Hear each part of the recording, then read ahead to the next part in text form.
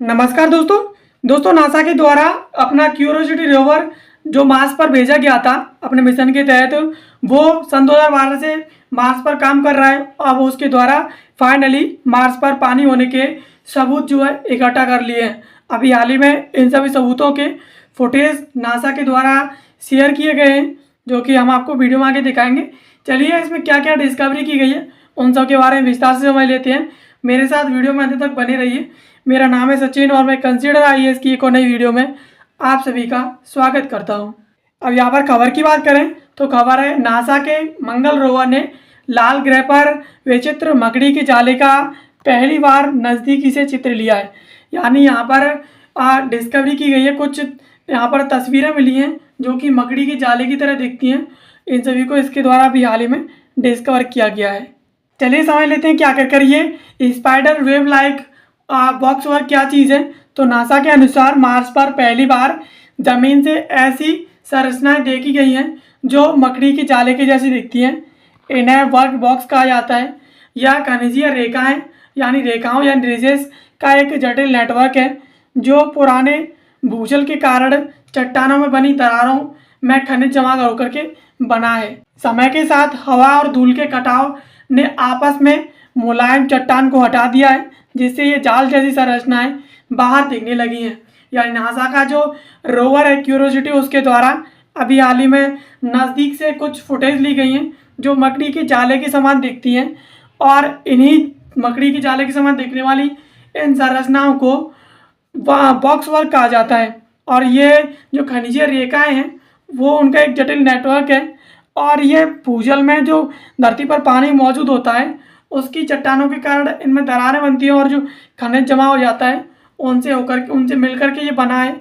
और इनके ऊपर काफ़ी समय से जो मुलायम चट्टानें जमी थी वो अब हवा और धूल के कटाव के कारण यहाँ से हट गई हैं और इसी की वजह से अब ये बाहर दिखने लगी हैं।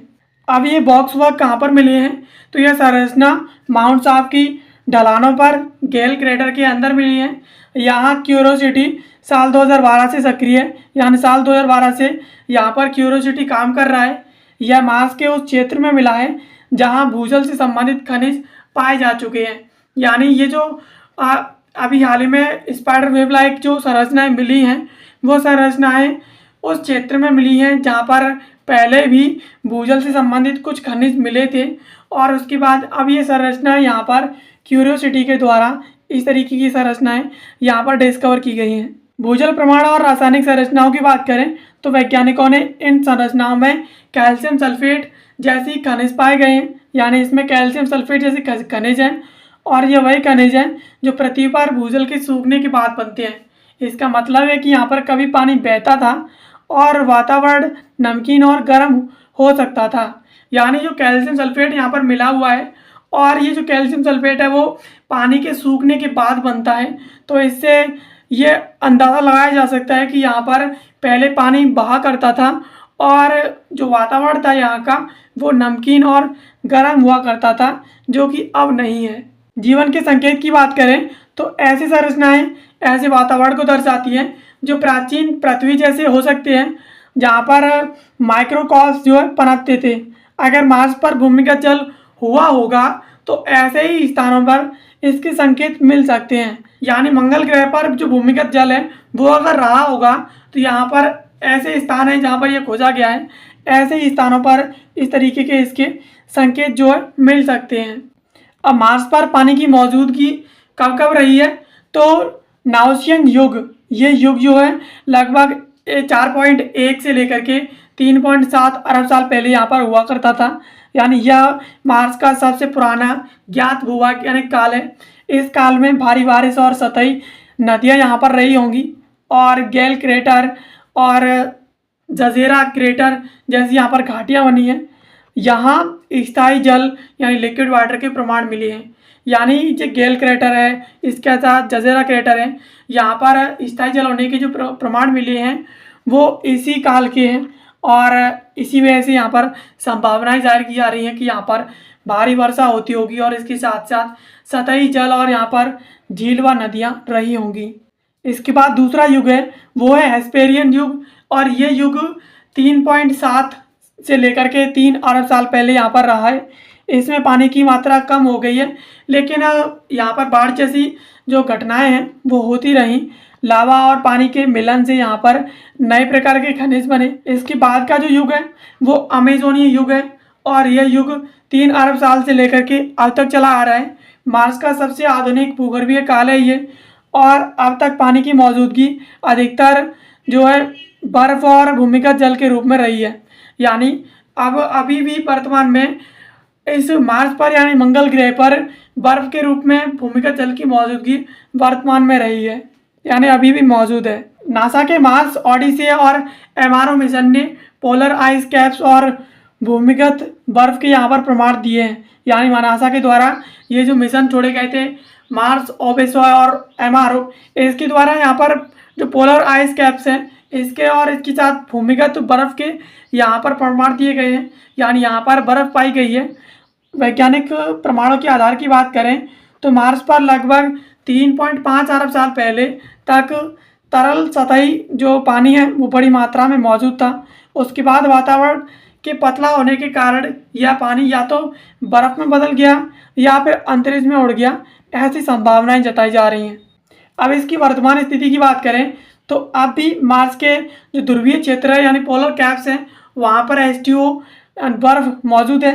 और इसके साथ 2018 में European union space agency ESA ने मार्स के दक्षिण ध्रुव पर भूमिगत जल की खोज की थी, और यह आज भी यहाँ पर तरल रूप में पानी का संकेत देती हैं। यानी वर्तमान में यहाँ पर जो ध्रुवीय क्षेत्र हैं वहाँ पर H2O के रूप में बर्फ मौजूद है।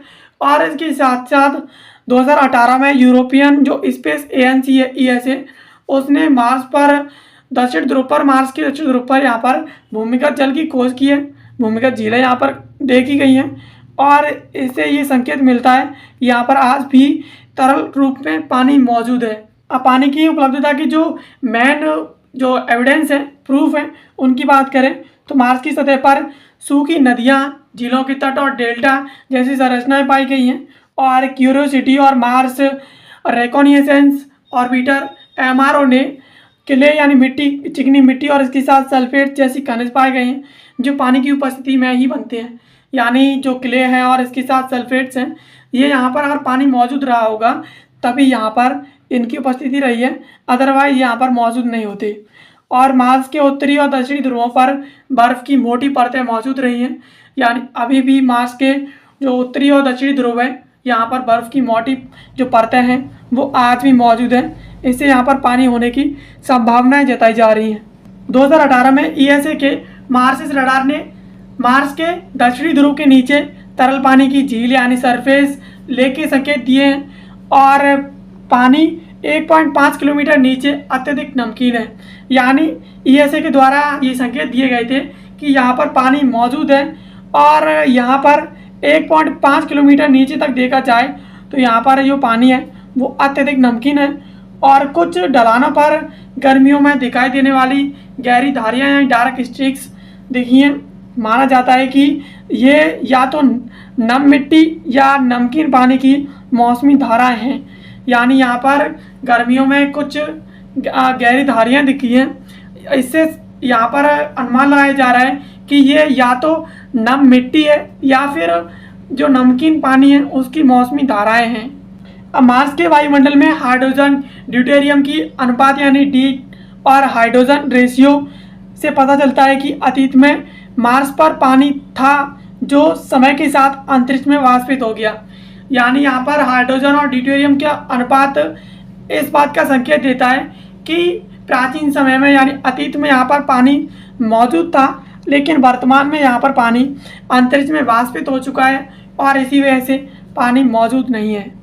अब खबर को ध्यान रखते हुए आपके लिए एक सवाल डिज़ाइन किया गया है GS का। इसका आपको जवाब कमेंट बॉक्स में देना है।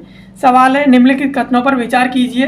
नंबर 1, मंगल ग्रह पर वर्तमान में कोई भी तरल पानी मौजूद नहीं है, यानी यहाँ पर केवल बर्फ के रूप में जल उपलब्ध है। ऑप्शन 2 है, मंगल ग्रह की सतह पर पाए गए हाइड्रेटेड मिनरल्स इस बात का संकेत है कि अतीत में यहाँ पर पानी रहा होगा।